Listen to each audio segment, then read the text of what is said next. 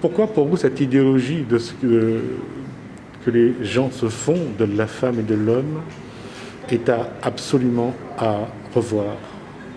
Parce que en fait, le problème de cette idéologie qu'on fait des hommes et des femmes, c'est que ça crée beaucoup de complexes et de problèmes chez les jeunes, par exemple. Les jeunes sont les plus touchés, c'est l'exemple le plus concret qu'on peut avoir, que beaucoup de jeunes sont complexés, osent pas s'afficher, osent pas se cacher, parce qu'ils ont peur des critiques, ils ont peur d'être jugés en permanence, et tout ça à cause justement de cette idéologie qu'on fait, parce qu'ils sont différents de l'image qu'on donne d'une femme ou d'un homme en société.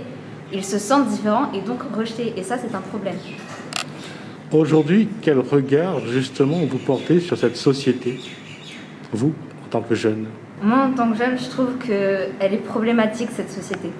Parce que pour nous, qui sommes donc du coup l'avenir de la société, justement, pour nous, c'est un problème. Parce que, en fait, si on grandit dans le complexe, ou même dans cette idée que nous devons être parfaits ou parfaites, c'est un problème parce que du coup nous allons l'enseigner à nos enfants et aux futurs enfants, et du coup le problème va perpétuer encore et encore et encore et va s'étendre même peut-être.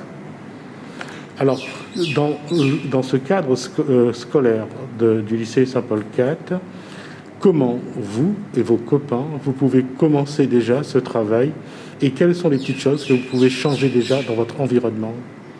Déjà je pense que le lycée Saint-Paul IV, il est déjà bien parce qu'en fait, il n'y a pas tant que ça de problèmes, on va dire. J'ai pas vraiment vu de harcèlement qu'il y avait envers certaines personnes, quoi. Mais ce qu'on peut faire, par exemple, c'est justement normaliser le fait que du coup, une fille a peut-être des rondeurs, un homme a peut-être des rondeurs, une fille a ceci, une fille a cela. Vraiment normaliser le corps en général. Chacun a un corps différent, et ça, c'est vraiment l'appui sur lequel on doit vraiment mettre l'accent. L'accent, voilà, c'est ça. Il faut vraiment qu'on explique bien qu'un corps est parfait selon ce qu'on pense. Genre, c'est vraiment selon dans notre tête comment on pense qu'un corps est parfait. C'est comme ça, il n'y a pas de elle doit être mince, elle doit être ceci, elle doit être cela. Chacun a ses propres idées de ce qu'il aime, de ce qu'il n'aime pas, de ce qu'il trouve beau, de ce qu'il ne trouve pas beau. Et c'est comme ça, il n'y a pas d'idées, il n'y a pas de trucs, d'idées propres, quoi.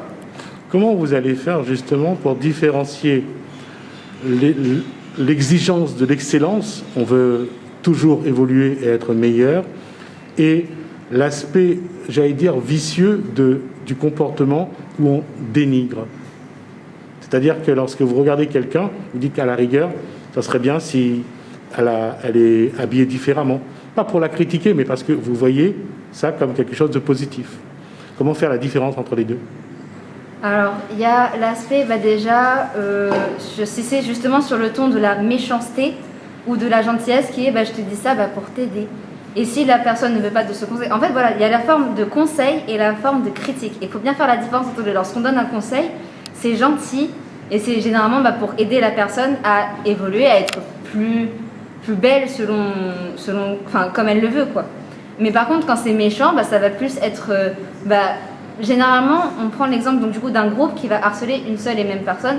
Là, ça va être de la méchanceté parce que du coup, ils vont faire ça pour la rabaisser. Alors qu'un conseil va être fait pour aider la personne à s'élever.